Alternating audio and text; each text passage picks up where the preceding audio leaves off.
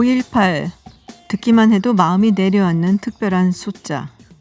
여전히 그날의 가해자들은 우리 사회에서 잘 살아가고 있는 것 같아서 가끔씩은 분노도 치솟지만 그들에 대한 공분과 희생자들에 대한 애도가 국민적 정서가 되었다는 데 안도의 한숨을 쉬기도 합니다. 아주 예전에 5.18 민주화 항쟁에 관한 다큐멘터리를 본 적이 있습니다. 그때 눈에 띄었던 한 장면, 이른바 작전을 수행하고 온 공수부대원들이 군가를 부르는 장면이었습니다.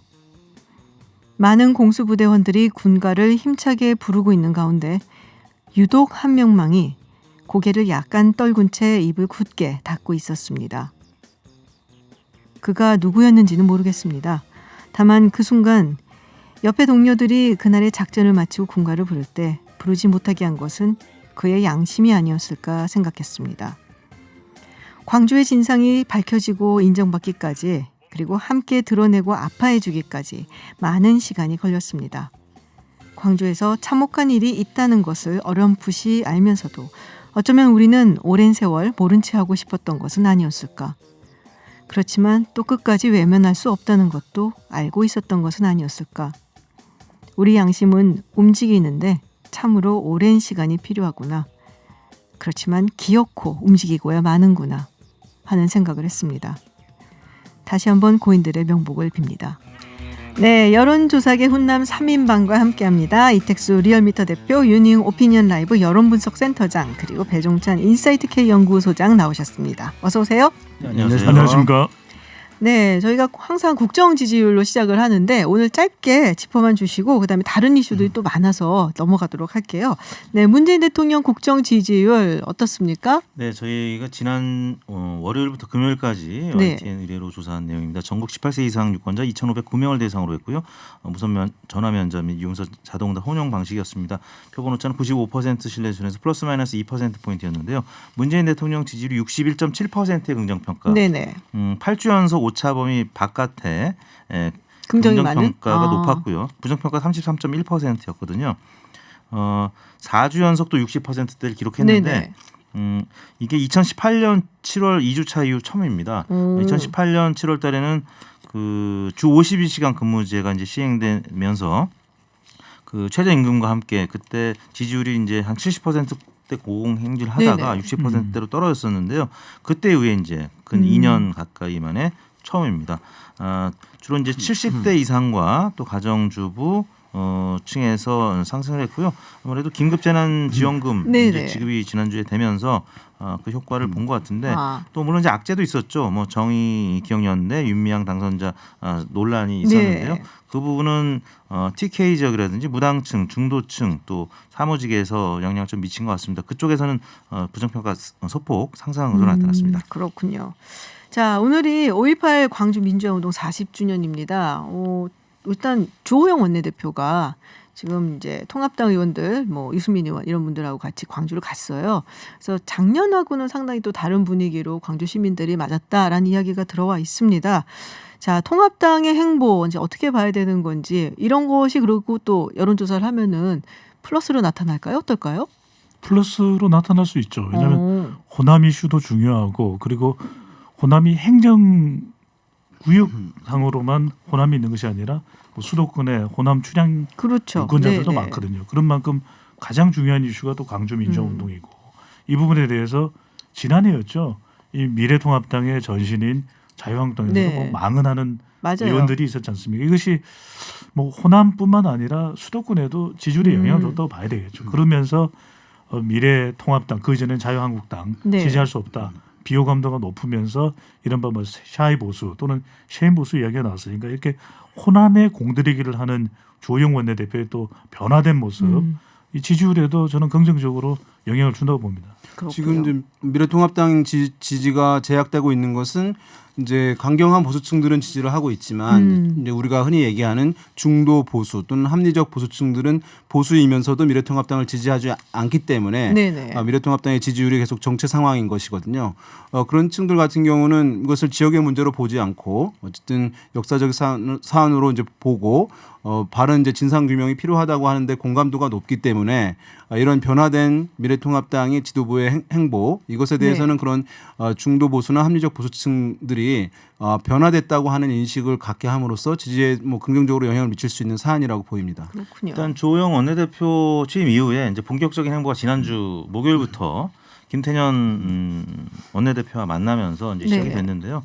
일단 정당 지지율은 통합당이 지난주 대비 1.1%포인트 오른 27.2%를 기록했습니다. 민주당이 44.9%로 역시 소폭 상승했는데 두 정당이 모두 올랐습니다.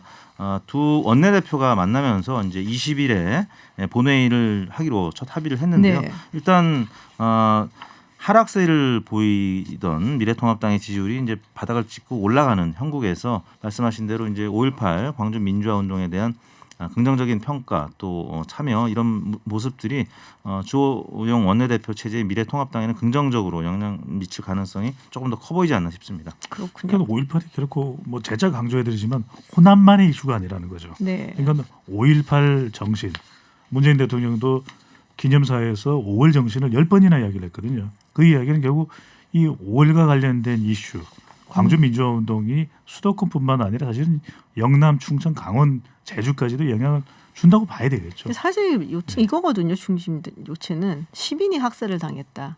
그렇죠. 네, 이게 역사적으로 분명한 사실인데 왜 이걸 가지고 자꾸 아니라는 이야기식으로 이렇게 얘기를 하는가? 이 부분에 대해서 이제 보수층에서도 이거 도대체 끊을 수 없는 것인가 이런 식의 망언이나 뭐 이런 얘기들이 그 당시 굉장히 많이 나왔었거든요. 그래서 그런 면에서 봤을 때 일단은 어느 정도일진 모르겠지만 뭐 주호영 원내대표의 행보가 플러스인 것은 틀림이 없다라는 말씀이신 것 같습니다. 자, 문재인 대통령이 이런 말씀하셨어요. 개헌시 헌법 전문에 5.18 정신이 담겨야 한다. 근데 또 사람들이 이렇게 들으면은 귀가 쫑긋하는 부분이 있잖아요. 네. 5.18 정신에 쫑긋도 하다가 잠깐 다시 한 번 더 보니 잠깐 개헌이라고 쫑긋이 하는데 자 개헌 이야기를 꺼냈습니다. 문재인 대통령이 이 개헌 얘기가 그러면 21대 국회에 들어와서 이제 막 논의를 하게 되는 건가요? 어떻게 되는 건가요? 통상적으로는 이제 임기 후반부에 대통령이 개헌을 꺼내는 것은 이제 쉽지는 않아요. 왜냐하면 네네. 대통령들이 이제 싫어하는데 왜냐하면 임기 말에 가뜩이나 권력이 제한당하는데 개헌 얘기를 꺼내놓게 되면 우리가 흔히 얘기하는 개헌에는 권력구조 개편이 이제 필수적이라고 보는데 그러면 차기에 대한 논의로 이어지기 때문에 현직 대통령은 레임덕을 가속화시킨다. 그래서 임기 말에 잘 안 하려고 하는 것이 이제 이유가 있습니다. 그런 이유군요. 아니면 워낙 정치적인 위기 상황이 처해 있을 때 박근혜 전 국면 돌파를 대통령이 위해서 하는 경우들이 이제 있는 그러니까 것이죠. 박근혜 전 대통령이 네, 맞습니다. 그랬잖아요. 네. 지금 이제 문재인 대통령은 개헌 논의를 꺼낸다 하더라도 권력이 제약당하거나 아니면 레임덕이 가속화되거나 이럴 환경이 아닌 것이에요. 왜냐하면 네네. 의회 내에서 여당의 의석이 압도적으로 지금 많은 상황이기 때문에 오히려 주도적으로 개헌 얘기를 끌고 갈 수 있는 형편이 된 것이지 환경이 된 것이지 개헌에 종속돼서 블랙홀처럼 모든 것을 빼앗기는 형국이 되지 않기 때문에 문재인 대통령이 오랫동안 이제 얘기했던 대통령 이제 중임제 4년 중임제 이것에 대한 마음도 있는 것으로 보이고 거기에 덧붙여서 이제 지금 이런 좋은 환경에 개헌을 하게 된다면 5.18 정신도 담음으로써 지금 5.18 관련해서 여러 가지 정치적인 갈등과 논란이 있던 사안들을 본인이 아마 매듭을 좀 짓고 싶은 마음이 강하지 않은가 이렇게 정치적으로 해석이 됩니다. 개헌 논의를 주도적으로 대통령이 끌고 가고 싶어 한다. 할 수 있는 환경이 됐다는 그런 거죠. 환경도 그리고 이제 되었고요. 헌법 전문의 5.18 정신을 이야기한 것은 물론 이건 굉장히 이제 진정성 있는 접근이지만 저는 굉장히 전략적이다. 왜냐하면 대통령이 이제 임기 후반부로 가면은 여기 뭐 이택수 대표께서 계시지만 매주 일주일에 뭐 두어 번 조사를 해보면 대통령 지지율이 앞으로는 빠질 가능성도 상당히 있습니다. 그 시점이 언제 오느냐가 관건일 수밖에 없는데 그럼에도 불구하고 이 헌법 전문 개헌의 이슈를 권력 구조가 아니라 헌법의 정신을 가져가는 것이거든요. 헌법 전문의 5.18 정신과 6월 항쟁을 담자. 이건 권력 구조와는 다른 겁니다. 얼마 전에도 여당 내에서 뭐 중임제 이야기가 나오긴 했지만 네네. 근데 이렇게 되면 어떤 현상을 볼 수 있냐면 아까도 말씀드렸지만 결국 호남만의 문제가 아니라 이 5.18 정신이 수도권 또 다른 지역까지도 연계돼 있거든요. 이 부분에 대해서 대통령의 지지를 계속 유지할 수 있는 효과가 있고 또 지금 5.18을 기억하고 있는 사람들 대체로 50대 중후반이에요. 맞아요. 그러니까 연령대상으로 진보와 보수를 나누는 이 연령대에서 대통령의 국정 수행이 우위를 또 가져갈 수 있는 기반으로 이걸 가져갈 수가 있는 것이거든요. 또 하나 중요한 건 지금 리얼미터의 조사 결과도 있는데 대체적으로 우리 국민들이 지금 5.18에 대해서 상당히 긍정적인 편이거든요. 네. 그러면 이 의견과 주장에 공감하는 중도층까지도 함께 가져갈 수 있다는 겁니다. 그러니까 대통령이 단 하나의 원포인트 개헌의 관점이 아니라 지지층을 계속 결속시켜 나갈 수 있다는 점에서도 저는 진정성 있는 접근이지만 굉장히 전략적이라는 판단을 해봅니다. 일단은 헌법 전문의 5.18 정신을 언급하지만 개헌이라는 말에는 사실 그거 외에도 다른 것도 들어갈 그렇죠. 수 있는 거잖아요. 그렇지만 지금 이 상황으로 딱 요 문구만 봐서는 일단은 뭐 다른 거 말고 사실 헌법 전문의 5.18 정신, 그러니까 뭔가 이렇게 광범위하게 많은 국민들한테 좀 어필할 수 있는 말로 먼저 시작을 했다라는 것이잖아요. 왜냐하면 짧게만 말씀드리면 네. 다가오는 선거에서도 문재인 대통령의 핵심 지지층은 더불어민주당의 대선 후보가 누가 되든 간 중요할 거 아닙니까? 그렇죠. 그 사람에게도 영향을 준다는 거예요.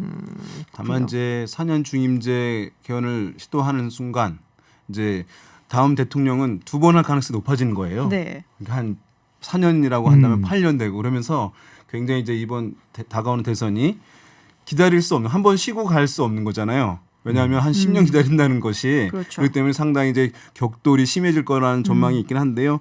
또 한 가지는 어쨌든 헌법 전문의 5.18 정신 담는 것은 뭐 이상한 것은 아니고 우리나라 헌법 전문은 다른 나라 헌법과 다르게 이제 전문이 있고 전문도 이제 헌법 규정성을 이제 인정하는 헌법인데요. 우리나라 같은 경우는 3.1 운동도 있고 또 뭐 4.19 정신도 담겨 있는 것이에요. 그래서 이제 지금 5.18 정신 담는다는 것이 전혀 이상한 것은 아니고 지금 이것과 관련해서 이제 많이 논란이 큰 것은 보면은 한 2018년인가에 5.18 기념재단에서 조사를 했는데 북한군과 5.18이 연계돼 있다라고 하는데 한 10% 정도가 공감을 표시를 하는 거예요. 성인도 그렇고 청소년도 그렇고요. 이 10%가 우리가 여론에서는 뭐 50% 넘는 것만 중요한 것이 아니라 당연한 건데 한 10% 나온다는 것도 굉장히 주의 깊게 봐야 되는 것인데 계속 이것을 정치인들이 정치적으로 활용하게 되면서 정치적 갈등 사안으로 되는 그런 부분이거든요.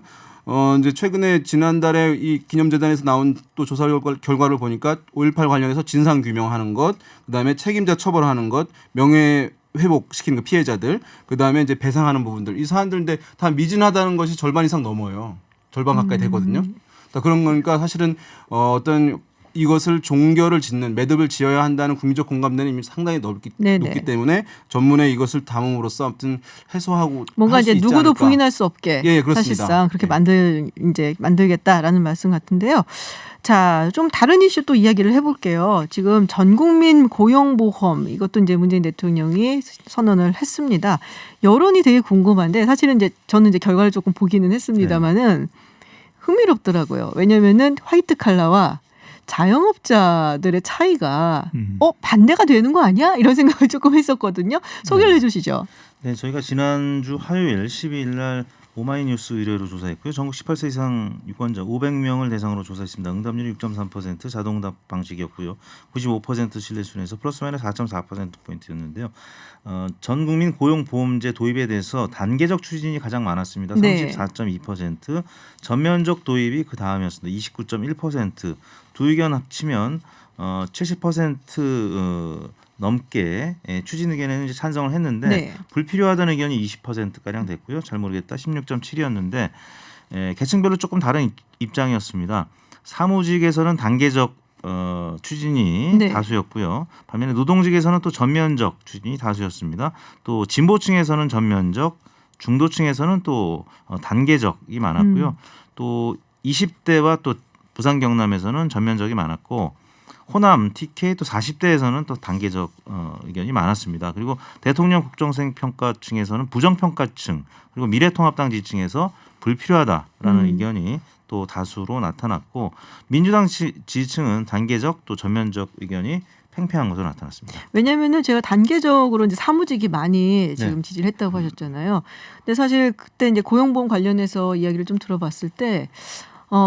이게 이제 뭐 사무직 같은 경우는 직장에서 많이 내주잖아요. 이런 그렇죠. 거를. 근데 이제 자영업이라든지 또 이렇게 뭐 시간제, 기간제 뭐 이렇게 계약직으로 계신 분들은 그게 안 되니까 본인이 부담을 해야 돼서 이게 오히려 좀 반대하지 않을까. 사실 지금까지도 뭐 자영업 하시는 분들이 이제 많이 좀 안 들어왔던 것도 그런 이유이기도 하고요.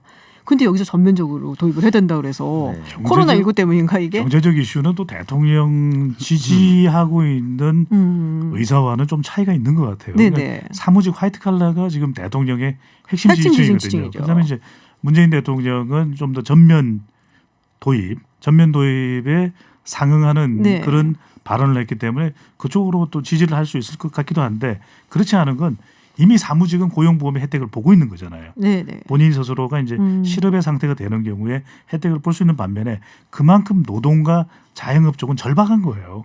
지금 상황이. 그렇기 때문에 전면적으로 빨리 도입이 됐으면 좋겠다. 왜? 지금의 상황이 코로나19 경제 팬데믹에서 어느 정도 이제는 이 존립할 수 있는 기반이 만들어지고 경제가 회생할 때까지는 버텨야 되는 것이거든요. 그러니까 그만큼 노동과 자영업층은 힘들다는 거예요. 근데 보험료를 내야 되기 때문에 반대가 조금 그럴 수 많았었거든요. 있죠. 지금 이 지금까지는. 설문에서는 이제 비용 지불 네네. 관련한 것들을 정보를 주지 않았기 때문에 아하. 그 문제는 없기 때문에 단순히 이제 자영업자라든가 소상공인 같은 경우에는 그럼 나라에서 전면적 도입을 한다고 하니까 직장인들처럼 뭔가 이제 부수적인 혜택이 있어서 부담이 줄어들고 가입할 수 있겠다라고 하는 기대가 있을 수 있기 때문에 네네. 아마 전면적 도입에 대한 이제 응답이 높았을 것이라고 보고 지금도 사실은 이제 자영업자들을 들 수 있는 것이거든요. 네네. 근데 이제 직장인들처럼 반을 회사가 대주는 게 아니라 본인이 그쵸. 부담을 해야 되니까 그러니까 부담스러워서 안 가입률이 되는 저조한 거죠. 것이기 때문에 그래서 만약에 나중에 논의가 되는 과정에서 전적으로 이제 자영업자들 다 낸다 이렇게 아. 되면 또 저는 이제 얘기가 좀 의견들은 달라질 달라질 수 수는 있다. 있는 여지는 있다. 이게 봅니다. 리얼미터 조사인가요? 그렇죠. 왜 그러셨어요? 이제 의뢰사의 이제 입장을 좀 네. 반영하다 보니까 이제 말씀하신 부분 재난지원금도 사실 금액을 뭐 100만 원 이렇게 명시를 했을 때는 네네. 또 국가에서 이제 부담해야 되는 그런 부분들 때문에 찬반 입장이 조금 달라지긴 했었거든요. 그러니까 어딩에 따라 다르긴 한데 여하튼 지금 워낙 코로나 때문에 어렵다 보니까 혜택을 이제 기대하는 그런 분들의 의견이 많이 반영되지 않았나 싶습니다. 이 조사에서도 중요한 거는 우리 윤희용 센터장이 이야기를 했지만 사무직보다는 대통령의 발언도 비정규직 또 프리랜스 이른바 이제 사무직이 아닌 쪽을 더 겨냥을 한 거예요. 그렇게 본다면은 이 노동 자영업층에서는 전면적 이야기가 나올 수밖에 없는 것이 사실 더 체감을 하는 지금 이 계층이니까. 제도 고용 안정 가능한 네네. 법안들이 20대 국회에서라도 좀 빨리 통과돼야 되는 그런 취지와 이유가 있는 것이죠. 네. 다른 이야기 또 한번 해보겠습니다. 오늘 굉장히 다양하게 얘기를 하는데 원격 진료 얘기입니다.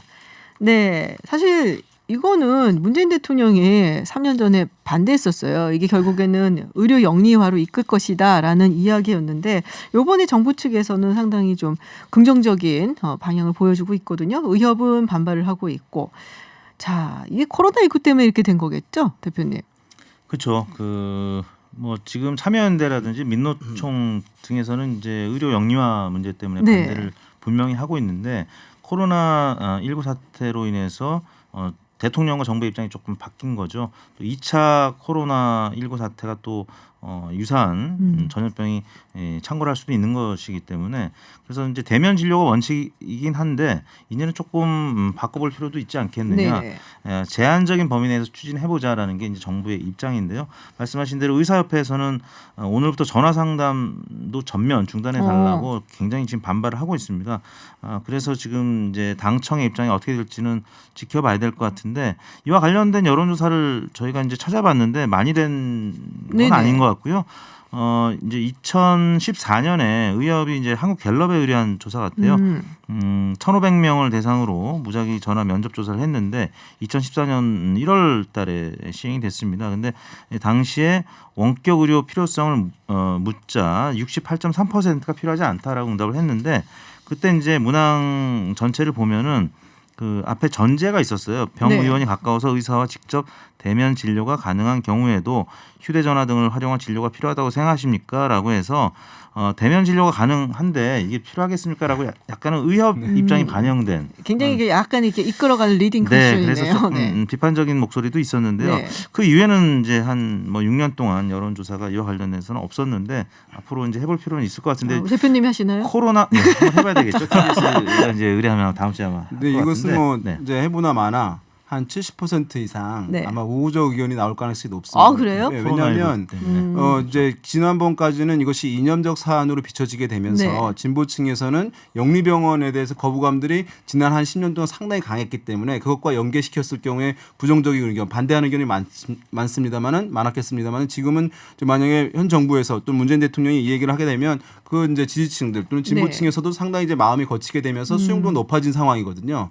그러다면 애초에 보수층에서는 이것에 대해서 우호적이었고 반대가 있었던 진보층에서도 상당히 거치게 되는 거 반대가 그런 상황이기 때문에 저는 뭐 한 70%가 될 가능성이 매우 높다고 보이고요. 이 사안이 실제로 이제 국민들이 봤을 때 의사들이 상당히 숭고하게 이번 코로나 국면에서도 역할을 많이 했고 그래서 이제 방역에서 또 우리 이제 국민들의 안전을 위해서 생명을 위해서 많이 노력을 한 것은 맞습니다만은 또 의사들에 대한 불신들도 여전히 있는 것은 맞거든요. 이제 실제로 내가 뭐 좋은 대우를 받고 있는지에 대한 뭐 이런 것들도 불신들이 있는 상황에서 또 어떤 경우는 가서 뭐 1, 2분만 진료하고 나오는 경우에 대한 불만들이 국민들이 많이 있어요. 네. 근데 그럴 바에는 원격 진료로 하는 것과 뭔 차이가 있는가 이제 이렇게 생각하시는 분들도 있고 실제로 원격 진료는 이제 반대말은 이제 내원 진료인데 이 원격 진료는 지난 이제 코로나 2월 말에 이제부터 전화 상담을 할 수 있게 했어요. 네네. 그래서 이미 5월 초까지 13만 건을 했어요. 원격 진료를. 그다음에 2002년부터 원격 진료가 시범 사업으로 돼서 취약 지역의 당뇨나 고혈압 같은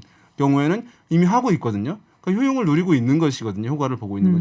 그런 면에서 봤을 때 국민들이 수용도가 높아져 있는 상황이기 때문에 제 뭐 이것은 아마 하지 말까요? 해보나만 하면. 이거 한번 해보세요. 왜냐하면 그래도 이제 이런 결과뿐만 아니라 여러 가지 면밀한 부분에 있어서의 문제점들 같은 부분은 필요하게. 왜냐하면은 이 원격 진료가 하게 된다면은 사실은 이제 통신 기술이 필요한 거잖아요. 그러니까 이런 거를 인프라를 갖출 수 있는 곳들이 어디가 있겠냐. 그렇다면 대기업들이 사실은 들어와서 하려고 정말 눈독을 들이고 있기 때문에 이런 이슈가 그래서 그런 거죠. 우리가 그냥 단박에 결정을 못하는 게 고려해야 될 사항들이 많아요. 맞아요. 그러니까 이제 작년에도 보건복지에서는 좀 도입을 하고 싶은데 사실 쉽지가 않은 거죠. 왜냐하면 이게 동네 의원들 개원가에서는 결사 반대입니다. 왜? 뭐 다 망한다는 얘기는 다 한 대부분 거잖아요. 이게 이제 전화 상담도 있는데 영상 진료를 하거든요. 네. 그럼 그런 시설을 어떻게 동네 의원에서 갖추겠어요? 그러다 보니까 이게 이제 코로나19 국면에서는 경제 효과도 있고 일자리도 한 2,000여 개 늘어난다 그래요. 그래서 이제 긍정적일 수가 있는데 문제는 실제 동네 병원은 그렇게 되면 상당히 열악해질 수밖에 없거든요. 대한의사협회는 그래서 결사 반대 입장이고 이게 끝으로 이제 공식적으로 표명은 못하지만 대한병원협회는 조금 공감할 수가 있어요. 그래서 이건 아주 구체적인 내용들을 좀 더 공론화를 진행할 필요가 있고 이게 그러다 보니까 양쪽이 다 유권자입니다. 이게 환자 또 의원. 그러다 보니까 정치권은 결정을 잘 못하고 있어요. 이 부분도 논의를 해봐요. 딴 것보다 이게 만약에 그래서 영리병원이 도입이 막 되고 본격적으로 미국처럼 뭐 의료보험이 이제 사보험 쪽으로 가게 되고 이렇게 되면 그게 너무 무서워요. 그러지만 않았으면 좋겠어요. 미국에서 그 건강보험을 경험을 해봤던 사람으로서 그래서 그것만은 절대로 안 된다. 이 문제의 핵심도 의료 수가 자체를 더 올려야 된다는 거잖아요. 그래야 대한의사협회도 조금은 이게 반응이 올 수 있다는 건데 그래도 지금 당장은 반응이 오기가 쉽지 않을 거예요. 알겠습니다. 네, 오늘 여론조사들 함께 굉장히 많은 이야기 나눠봤습니다. 네, 지금까지 배종찬 인사이트K 연구소장, 윤희웅 오피니언 라이브 여론분석센터장 그리고 이택수 리얼미터 대표와 이야기 나눴습니다. 오늘 고맙습니다. 네, 감사합니다. 감사합니다. 네, 해외 뉴스 알아보는 서울타임즈 시간 전주현 캐스터와 함께합니다. 어서 오세요. 네, 안녕하세요. 네, 지금 이런 경우가 그렇게 흔치는 않은데 전직 그리고 현직 미국 대통령 두 분, 이 두 사람이 대선 앞두고 지금 공방전을 벌이고 있습니다. 그렇습니다. 오바마와 트럼프 이야기인가요? 네, 그렇습니다. 사실 대선 얘기하면 트럼프 대통령과 바이든 후보가 그러니까요. 얘기를 해야 되는데 네. 지금 오바마 대통령이 대신 등판을 한 셈이에요. 트럼프 대통령이 17일에 2016년 러시아의 미국 대선 개입 의혹, 러시아 스캔들 수사에 대해서 오바마 행정부가 나를 겨냥해 꾸민 사기극이다. 미국 역사상 가장 큰 정치 범죄다. 이런 주장을 내놨습니다. 그래서 다 오바마와 바이든이 한 일이다. 그리고 오바마 대통령이 굉장히 무능한 대통령이었다라고 얘기를 하면서 오바마 대통령과 바이든 후보가 내가 백악관에 있는 이유라는 걸 기억해라. 뭐 이렇게까지 글을 올렸습니다. 왜 그랬냐면 그 전날에 오바마 대통령이 이제 합동 졸업식 영상 축사를 했는데요. 트럼프 행정부의 코로나19 대응을 비판했기 때문입니다. 코로나 팬데믹을 통해 책임지는 위치에 있는 수많은 사람들이 자기 일을 제대로 파악조차 하지 못하고 있다는 사실을 가리고 있던 커튼이 찢어졌다. 이런 표현을 쓴 거예요. 수많은 사람들은 심지어 책임이 없는 척한다. 이렇게 얘기를 했는데 트럼프 대통령이다라고 얘기는 안 했지만 누구나 들으면 트럼프 대통령 얘기구나 알 수 있는 그런 얘기를 했습니다. 그래서 트럼프 대통령이 지금 연일 계속해서 이렇게 지금 맹공을 퍼붓고 있는데 바이든 후보를 뻗기 위해서는 바이든 후보의 든든한 우군인 오바마 전 대통령을 꺾어야 된다. 이런 판단을 했기 때문이 아니냐 이런 얘기가 나오고 있습니다. 네. 사실 뭐 조금 성향이 다르기는 하지만 이제 오바마 대통령 당시에 에볼라. 네. 근데 이거 굉장히 잘 처리를 했다라는 평가를 받고 있거든요. 네. 물론 이제 그때와 지금은 뭐 중국에서 나왔냐 또 서아프리카 쪽에서 나왔냐 해서 좀 발원지가 다르고 네네. 그래서 뭐 번지는 효과라든지 네. 이런 것도 좀 다르긴 합니다만 그런 부분도 좀 있는 것 같고 그리고 보통 근데 미국 대통령들은 이렇게 퇴임하면은 네. 뭐 다른 당 대통령들 혹은 자기보다 전에 있었던 대통령들하고 사이 좋거든요. 그렇죠. 네. 그래서 그걸 우리가 참 부러워했었잖아요. 맞아요. 클린턴 네. 대통령하고 지금은 작고 했지만 네. 아버지 부시 대통령. 야구장 네. 가고 같이 막. 그렇습니다. 양말 선물하고 맞아요. 네, 맨날 예. 방문하고 텍사스 가면 뭐 그런 일이 있었는데 참 참 이례적인 일이 네. 예, 트럼프 행정부 들어서 벌어지고 있는 게 많은 아닌가. 걸 해요. 트럼프 네. 대통령이. 그렇습니다. 네. 자, 이 와중에 또 미국이 화웨이 중국 최대 통신 장비 업체죠. 네, 네. 화웨이에 아주 정말 그야말로 고강도의 제재를 하고 있으려고 지금 네. 뭐 여러 가지 뭐 생각을 하고 있는 것 같아요. 그렇습니다. 네. 상무부가요 15일에 미국의 특정 소프트웨어와 기술의 직접 결과물인 반도체를 화웨이가 취득하는 걸 전략적으로 차단하는 수출 규정 개정에 나섰다라는 발표를 했습니다. 그래서 이번 조치로 미국산 장비로 반도체를 제조하는 외국 업체도 화웨이에 부품을 공급하려면 미국 정보 허가를 받아야 하게 됐습니다. 작년에도 화웨이랑 미국 기업 간 거래를 금지했었어요. 그런데 네. 이제 이번 조치는 미국 밖에 있는 해외 기업으로도 대상을 확대한 겁니다. 그래서 현실화되면 화웨이가 제품 생산에 필요한 반도체 조달이 봉쇄됩니다. 그래서 상당한 타격이 예상되고 있어요. 당연히 중국 정부는 즉각 제재 중단해라라고 요구를 했고 강력한 보복 조치를 내고 있는데요. 북경 만보가 한 소식통을 인용해서 퀄컴, 시스코, 애플, 보잉 같은 미국 기업들이 보복 대상이 될 것이다. 뭐 이런 얘기를 내놓기도 했습니다. 화웨이도 아주 강력한 항전 네. 의지를 좀 나타냈고요. 일단 그럼 우리 업계에 어떤 영향을 미칠 것인가? 일단은 제한적이지 않겠느냐라는 얘기가 나오고 있어요. 왜냐하면 화웨이의 비메모리 반도체가 주요 목표이기 때문입니다. 근데 우리나라 회사들은 메모리 반도체가 그렇죠. 주력이니까요. 그래도 스마트폰 생산이 전 세계적으로 위축되면 역시 우리도 여파를 봐줄 수가 있고 미중 무역 전쟁이 다시 확산되면 그 여파는 고스란히 우리한테도 넘어오니까요. 그 점을 좀 우려하고 있습니다. 강력한 항전 의지를 지금 표명하고 있다는 것은 그만큼 위협적이라는 그렇습니다. 이야기가 될 수밖에 네. 없겠죠. 사실 중국이 쓸 수 네. 있는 실탄이 그렇게 많지는 않다. 이런 또 얘기가 나오고 있거든요. 그러니까 사실 그렇죠. 네, 그래서 네. 아주 선제적으로 더 강하게 지금 이렇게 대응을 하는 게 아닌가 이런 얘기가 나오고 있습니다. 예전에 이제 중국 제조 2025, 네. 2025년까지 뭐 핵심 기술 뭐 이런 기술을 굉장히 뭐 발달시키겠다. 네. 그래서 뭐 IT, 우주, 항공 뭐 이런 전부 얘기를 많이 했는데 거기에서 핵심이 사실 반도체거든요. 네. 근데 지금 거기까지 못 미쳤고 지금 그렇습니다. 일단은 반도체가 우리가 뭐 통신기라든지 뭐 이런 데 쓰이는 거 정도만 생각을 하지 그거보다 훨씬 더 많은 곳에 네. 쓰이고 있습니다. 전방위적입니다. 네, 네. 뭐 군사 무기라든지 이런 데도 그렇습니다. 쓰이기 때문에 지금 이제 중국 측에서 이렇게 강력하게 반발을 한다는 것은 네. 그만큼 치명적일 수 그렇습니다. 있다. 난감한 사안이죠. 네. 네. 자, 아베 정권 지지율이 지금 33%, 네. 무려 8%포인트 하락했다고 합니다. 이렇게 낮은 거는 저도 굉장히 오랜만에 보는 것 오랜만이에요. 같은데요. 네. 왜냐하면 2012년 12월부터 아베 총리가 재집권을 하기 시작했는데 네네. 그 이후에 이제 아사히 신문의 조사에서 세 번째로 낮은 수준입니다. 그러니까 몰입하게 학원 스캔들이 있었을 때가 조금 더 낮았다고 그래요. 한 31% 정도. 근데 지금 33%가 나왔는데 한 달 만에 8%포인트가 뚝 떨어졌습니다.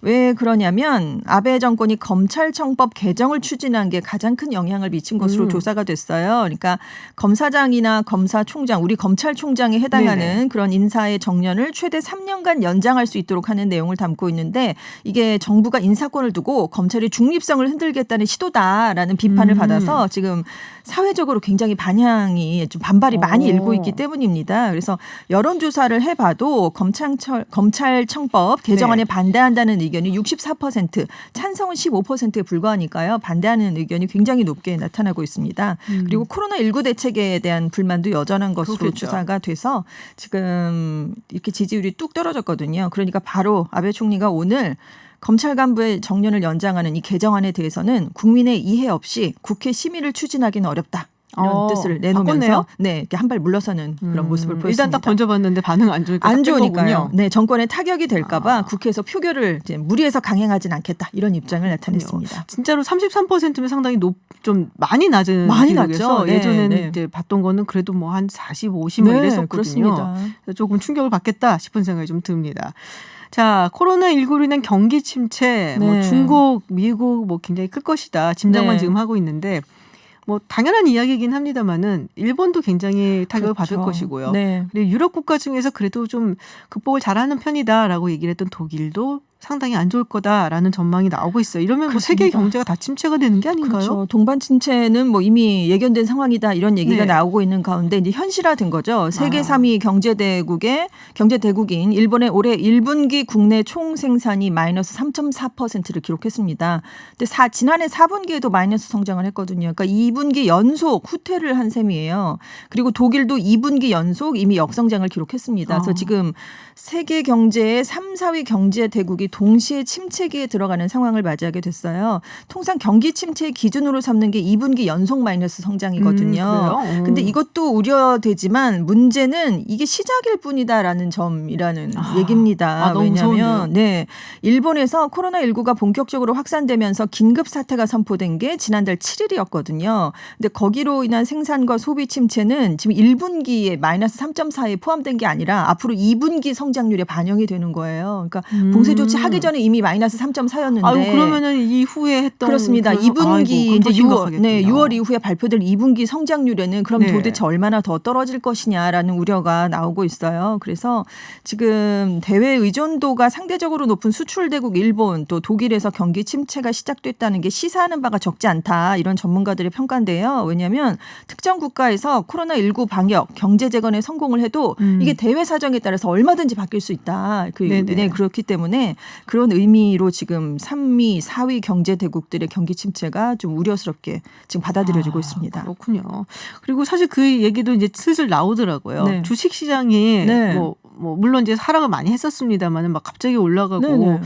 이거 V 반등인가 다시 네. 좋아지나 얘기들이 많았는데 슬슬 요새 나온 얘기가 이 네. 괴리가 너무 크다. 그렇죠. 실물 경제에 네. 너무 차이가 나서 이거는 위험하다는 얘기들이 조금씩 나오고 있습니다. 그렇습니다. 그래서 조금 많이들 좀 주의 깊게 보셔야 되지 않을까 그래서 라는 생각이 드네요. 파월 연준 의장이 미국 경제가 회복되겠지만 그 과정이 내년 말까지 이어질 수 있다라는 얘기를 했는데 이게 바로 주식 시장 얘기를 지금 얘기한 게 아니냐 이런 얘기가 V자 반등은 어렵다는 그런 네네. 뜻이다 이런 얘기로 해석이 되고 있습니다. 알겠습니다. 네, 해외 뉴스 오늘 여기까지 듣도록 하겠습니다. 지금까지 전주현 외신캐스터였습니다. 고맙습니다. 네, 감사합니다. 오늘은 5.18 민주화 운동 40주년이 되는 날입니다. 네, 그런데 5.18 영령들과 광주 시민들은 그날에서 한 걸음도 나아가지 못했습니다. 5.18 학살 책임자인 전두환의 뻔뻔함이 지금도 법정에서 계속되고 있기 때문인데요. 이 모습을 해외에서도 안타깝게 지켜보고 있는 그날의 증인들이 있습니다. 이번 시간에는 그날의 기억을 회고록으로 펴낸 분을 모셔볼까 합니다. 부친인 선교사와 함께 1980년 5월 광주를 목격한 제니퍼 헌틀리 씨와 전화 연결되어 있습니다.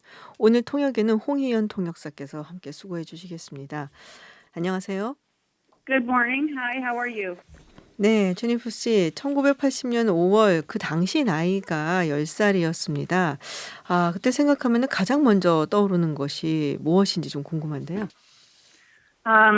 Well, when people talk about Fight 18, it's not just one day. It was violence spread over a 10-day period.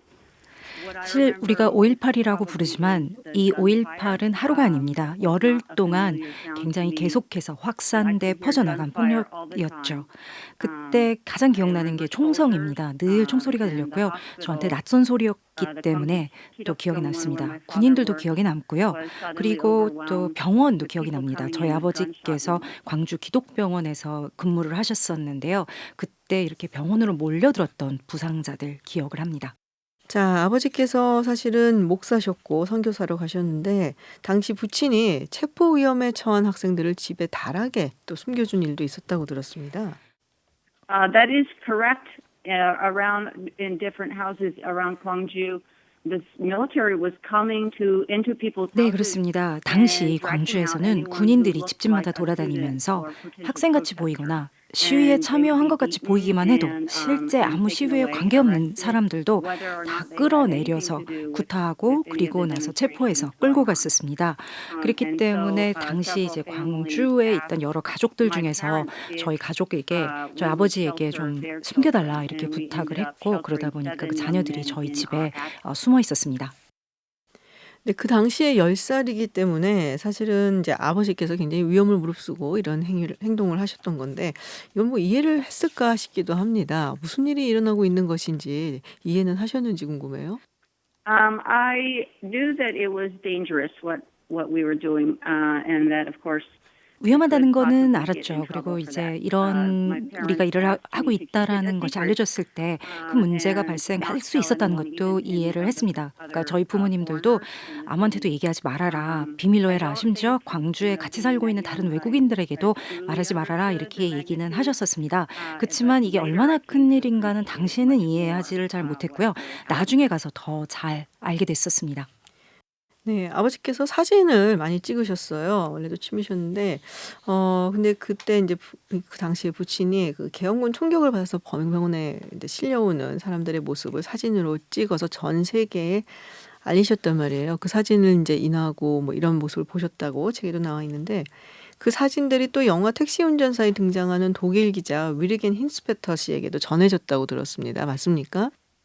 That is correct. My father was a photographer. 네, 아버지께서 사진을 잘 찍으셨고요. 그리고 집에 암실도 마련이 되어 있었습니다. 당시 아버지께서는 지금 이 일어난 일의 진실을 반드시 세상에 알려야 한다, 기록해야 된다라는 것에 굉장히 주력을 하셨었습니다. 당시에는 이제 언론이 또 검열을 갖다 당하고 있었기 때문에 특히 사실대로 기억해서 남기는 게 중요하다라는 것을 강조하셨었는데요. 특히 아버지께서 병원에서 근무를 하셨기 때문에 참으로 참혹한 광경을 많이 목격을 하실 수 있었습니다. 그래서 그 당시에 이제 학생들이 총상을 입고 오고 몸에 끔찍한 부상을 많이 입고 이런 걸 다 보셨는데요. 특히 그때 사용된 종류의 총알이 그 위험한 종류였기 때문에 그때 특히 끔찍한 부상들이 많이 있었습니다. 제가 이제 아버지와 함께 이렇게 암실에서 같이 앉아서 시간을 보냈었는데요. 그때 사진들이 그때도 참 끔찍했지만 지금 봐도 참으로 충격적인 그런 사진들이었습니다. 네, 지금 봐도 충격적인 사진들이다라고 말씀하시는데 그러면은 그때 아버지께서 찍은 사진 아직도 가지고 계신가 봐요? Yes, my father digitized all of his. 네, 그렇습니다. 지금 그 광주 사태 때 사진을 포함해서 아버지께서 찍으신 사진들 가족들이 갖고 있는 걸 다 지금 디지털화해서 가지고 있습니다. 때문에 언론이 원하신다면 기꺼이 그런 사진들을 함께 나누고 싶습니다. 네, 어머니께서도 사실은 마사 헌틀리 씨죠. 마사 헌틀리 씨도 광주 진실을 알리는 기사를 이제 써서 국내외 언론에도 알리시고 또 두 부모님께서 두 분이 뭐 강연도 다니시고 이 광주에서 무슨 일이 있었냐에 대해서 굉장히 많이 언론에 알리려고 노력을 많이 하셨어요. 그렇죠? That is correct. My mother was a journalist. 예, 맞습니다. 그 당시만 해도 그 광주 시민이 쉽게 이런 그 자신들의 얘기를 갖다가 할 수 없었어요. 당시 언론이 언론이 검열되고 있던 상황이기 때문인데요. 저희 어머니도 또 언론인이셨습니다. 그래서 많은 신문들의 기고도 하고 기사도 쓰고 그러셨는데요. 사실 사람들이 저희에게 많이 이제 부탁을 했었죠. 얘기를 해달라, 진실을 알려달라. 그때 그날 그 광주 안에서 무슨 일이 있었는지 알려달라 이런 부탁을 많이 들었었습니다. 네, 지난 2월에 어머니께서 문희상 국회의장에 편지를 보내셨습니다. 어떤 내용이었는지요? Yes, he and 저희 아버지와 함께 근무를 하셨던 패터슨 목사님의 부인, 패터슨 부인하고 저희 어머니가 같이 그 편지를 갖다가 쓰셨었는데요. 당시에 어떤 일이 있었나 이런 것들이 지금 부정되고 있다는 거, 그런 지금 왜곡이 일어나고 있다는 거, 제가 기억을 바로 하고 있다면 이제 몇 분의 그 국회의원들께서 지금 이게 북한이 일으킨 사태다, 폭동이다 이렇게 얘기를 했다고 들었는데요. 그래서 이 두 분이 이 소식을 듣고 진실을 알려야 되겠다. 특히 이제 힘 있는 자리에 있는 사람들이 진실을 말하게 하는 것, 그래서 이 진실이 아닌 거짓이 반복되지 않도록 하는 것이 중요하다 이렇게 결심을 하셨고 그래서 그 편지를 쓰셨습니다. 저희 가족들, 우리가 그 자리에 있고 저희들이 다 본 일입니다. 근데 이런 사실들이 왜곡되고 부정되고 있다는 것이 개인적으로 굉장히 아픈 일이고요. 지금 이 시점에 와서 그럴 이유가 사실 전혀 없죠. 젊은 사람들, 많은 사람들이 특히 지금 이 5.18에 대해서 어쩌면 전혀 들어보지도 못했을 젊은 사람들이 내용들이 왜곡되지 않은 사실 그대로 이해하는 것이 아주 중요하다고 저희가 생각했습니다. 한국 역사에 특히 아주 중요한 부분이었으니까요. 네, 진실을 알리기 위해서 책도 내셨습니다. 얼마 전에 제니의 다락방이라고 회고록을 펴내셨습니다. 자, 다락방 앞서서 이제 다락방 이야기를 했어요. 그 젊은 학생들을 다락방에 숨겨주셨다 아버지께서 그런 얘기를 했었는데 아마 그런 이유로 다락방을 제목으로 한 건가요? That's exactly why. The attic is where 예, they 바로 actually stayed 그렇습니다. during those 사실 days. 다락방에서 학생들이 숨어 있던 그 10일이 어쩌면 사태가 가장 최악이었을 바로 그 시기였는데요. 저희는 이 다락방에 숨어 있던 학생들이 진실이 그동안 이렇게 숨겨졌어야 한다라는 그런 사실의 은유라고 봅니다. 근데 사실은 당시에는 이런 얘기를 한다라는 것이 불가능했죠. 모든 이제 언론이 검열을 당하고 있었고 심지어 말 그대로 법을 어기는 불법이었습니다. 그렇지만 그럼에도 불구하고 우리가 이 학생들을 다락방에서 지켜냈듯이 진실을 그렇게 숨겨진 상태로라도 지켜야 한다. 이제 이런 저희가 생각을 했었죠. 그리고 지금 이렇게 이 이야기를 밖으로 끄집어내서 진실을 나누는 것, 그것이 저희가 하고 있는 일입니다. 네. 근데 책을 저는 사실 좀 읽었는데요. 그 제목들이 이제 소제목들이 있습니다. 이제 기차 여행 그리고 이제 열흘 후 이제 10일 후가 되겠죠. 열흘 후로 마무리가 됩니다. 제목들이 다 의미가 있을 것 같아요. Yep. Okay. So the book begins when my family was traveling from Gwangju to Daejeon, where my sisters were attending school there. And at the very beginning, there were strange things happening. 예, 바로 시작이 저희가 이제 광주에서 대전으로 기차를 타고 가는 것으로 저희 여정이 시작됐었습니다. 그 당시에 저희 언니들이 대전에서 학교를 다니고 있었는데요. 이미 그때부터 뭔가가 좀 이상한 일들이 시작이 되고 있었습니다. 당시에 이제 박정희 대통령이 암살을 당하고 이제 권력 공백이 시작이 되면서 군대들이 여기저기 동원되고 좀 그러던 이제 시점이었죠. 근데 당시에만 해도 제가 기차를 타고 있었을 때 그 기차가 정말 군인들로 꽉 차 있었습니다. 물론 군인들을 기차에서 좀 가끔 보는 건 이상한 일이 아니었지만요. 그때는 정말 말 그대로 기차 전체가 다 군인들로만 꽉 차 있었고 또 군인들의 행동도 좀 이상했었습니다. 아주 거칠고 좀 아주 시끄럽고 그래서 그것이 바로 저희가 그 기차에서 만난 군인들이 저희에게 있어서는 그 광주의 그 열흘의 시작이었고요. 열흘 후라는 것은 모든 것이 이제 끝난 후 군대가 들어왔고 그리고 굉장히 잔인하게 군인들이 진압을 하고 그리고 학살이 일어나고 많은 죄 없는 시민들이 죽고 그랬던 그 열흘이 끝난 후였습니다. 네, 당시 10살인데요. 혹시 뭐 일기를 적어 놓으셨는지도 궁금해요. 좀 어릴 적이라서 기억을 다 하고 있는지 조금 궁금한데요. I do remember. I was young, but I remember it very well. 네, 아주 선명하게 기억하고 있습니다. 아직 어렸지만 아마도 그때 기억이 아마도 굉장히 트라우마 기억이었기 때문에 아주 단단히 뿌리를 제 마음에 받게 된 것 같습니다. 그때 이제 학생들의 얼굴도 똑똑히 기억이 나고 그리고 저희 집에 숨어 있었던 젊은이들의 얼굴도 또 기억이 납니다. 또 군인들도 기억이 나는데요. 하루는 부모님이 다 집에 안 계시고 저만 있는데 군인들이 찾아왔습니다. 그래서 집을 갖다가 뒤져서 이러다가 이 젊은이들이 발각되면 어떡하지 겁이 났던 기억도 나고요. 그때 군인들이 가지고 있던 소총도 기억이 납니다. M16이라는 소총이었는데요. 저희 아버지께서 총에 대해서 많이 알고 계셨기 때문에 이건 이런 총이다. 이게 자동소총이다. 이렇게 설명을 해주셨던 그 대화를 했던 기억도 똑똑히 납니다. 그리고 또 총성, 이 총소리가 굉장히 이제 선명하게 기억이 나는데요. 밤낮 할 거 없이 계속 소리가 났었고요. 그때 제가 들으면서 새해에 이렇게 불꽃놀이 할 때 터트리는 폭죽 소리 같구나 하고 생각했던 기억도 납니다. 그리고 이 사태 이후에 장례식도 기억이 나고요. 그리고 그때 이제 도시 전체를 덮고 있었던 슬픔도 기억이 납니다. 그리고 또 그 가족을 사랑하는 사람을 아들, 딸을 잃었던 저희 그 한국 친구들의 슬픔도 기억을 합니다. 네, 부모님께서 출타 중일 때 군인들이 왔을 때 그 아이스티를 주는 그 장면을 저도 기억을 하는데요. 네, 책에 그렇게 적어 놓으셨습니다. 근데 자 회고록에 보면요, 시민들 이야기도 나옵니다. 뭐 독재 타도 이야기를 하고 또 그 와중에 전두환도 등장을 하는데 어린이절에 전두환에 대해서 어른들이 하는 이야기를 들었을 것 같아요. 그 질문을 막 하시더라고요, 아버지한테. 박정희 대통령 암살당했을 때 어떤 사람이었냐 뭐 이런 질문도 하고 그랬는데 혹시 전두환에 대해서는 무슨 말을 들었는지 기억을 하시나요? Yes, absolutely. 네, 물론이죠. 그래서 사람들이 이제 장군 출신이고 그리고 박정희 대통령이 암살된 이후에 권력을 잡으려고 하고 있다. 그리고 또 역시 마찬가지로 군사 독재자고 근데 우리는 군사 독재가 될 건데 우리는 이제 민주적인 선거를 통해서 대통령을 뽑고 싶고 이런 얘기를 했었고 그리고 이 사람이 바로 이제 광주의 그 계엄군을 갖다가 출동시킨 그런 이제 장본인이다. 책임이 있는 사람이다. 이런 얘기를 했던 것을 기억을 합니다. 네, 지금 전두환 씨가 최근에 재판을 받느라고 광주를 오가고 있습니다. 헬기 사격을 하지 않았다라고 주장을 계속하고 있는데요. 이런 얘기를 들으면은 또 하고 싶은 말 혹은 전두환 씨에게 해주고 싶은 말이 있을까 싶은데요. Well, it just confuses me because everyone could see and hear the helicopters, and there were hundreds and maybe thousands of people who witnessed 사실 the 정말 helicopters. And I 이해가 안 can't say how 갑니다. many 그때 actually 당시에 saw the shooting coming from 헬리콥터를 the 본 사람들이 helicopters. 광주에서 말 그대로 한 1000명은 될 겁니다.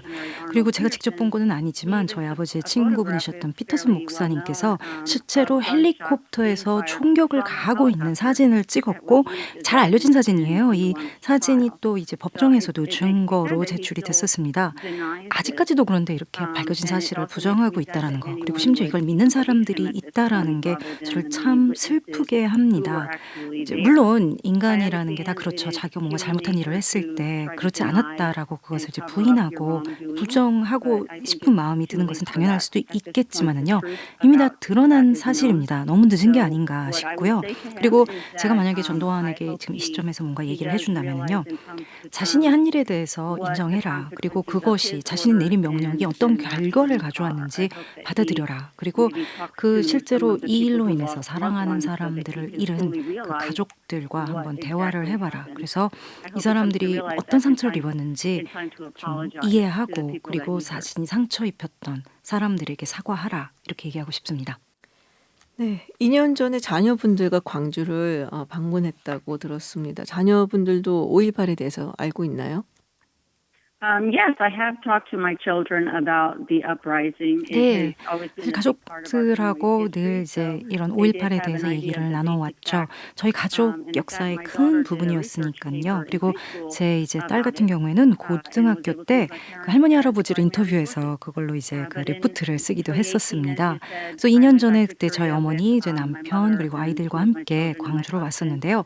아마 그때 아이들한테 그게 정말 이런 거구나 실감이 났고 이런 일이었구나 충격도 받고 또 동시에 또 우리 가족이 한 일에 대해서 특히 할머니 할아버지에 대해서 아이들이 자랑스러워하는 이제 그런 계기가 됐었죠. 특히 그 저희 같이 왔었던 할머니에 대해서 아이들이 자랑스러워했었습니다.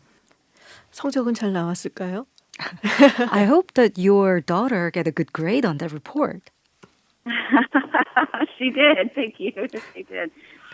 네, 실제로 좋은 성적을 받았습니다. 네.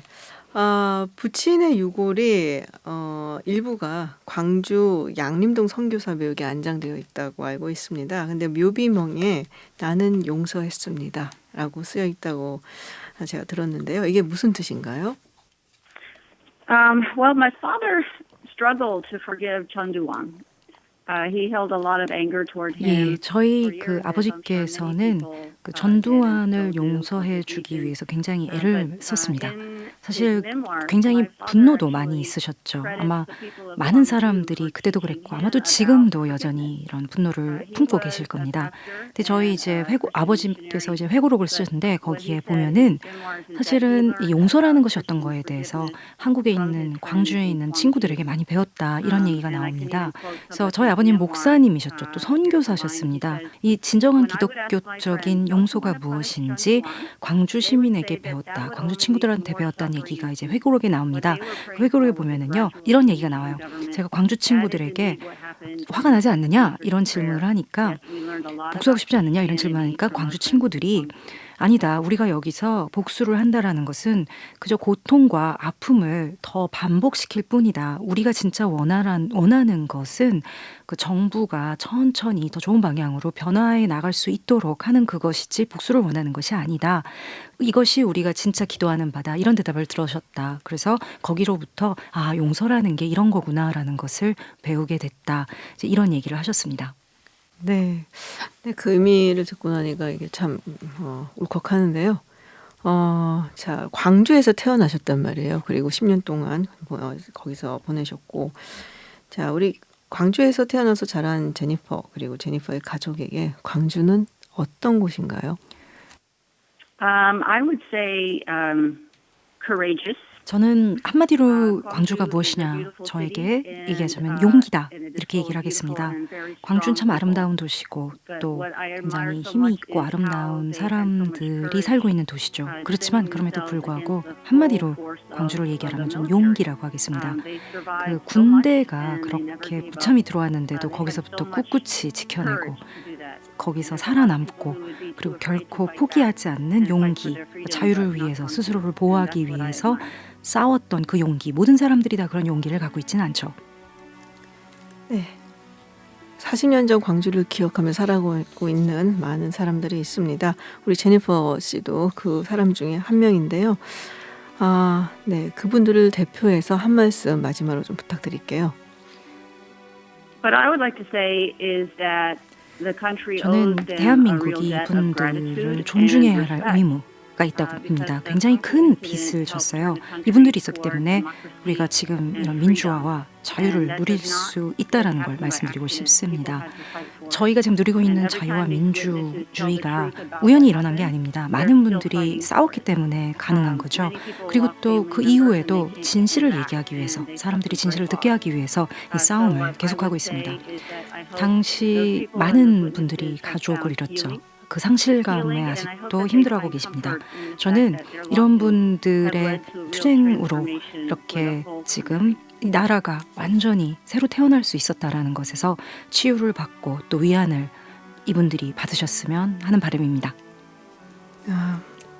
Well, you said Gwangju was courageous, strong, and beautiful, but I think you and your family was courageous, strong, and beautiful. Well, thank you for the interview and thank you for joining us today. Thank you. Thank you for having me on your show so much. 네, 지금까지 5.18 회고록 제니의 다락방의 저자 제니퍼 헌틀리 씨와 함께했습니다. 통역에는 홍희연 통역사께서 수고해 주셨습니다. 네, 김지윤의 이브닝쇼 오늘 방송은 여기까지입니다. 밤사이에 강원 지역 그리고 경기 일부 지역에 비 소식이 더 있습니다. 많이 미끄러우니까요. 퇴근길, 빗길 조심하시기 바랍니다. 저희는 내일도 6시 20분에 여러분을 기다리겠습니다. 지금까지 김지윤이었습니다.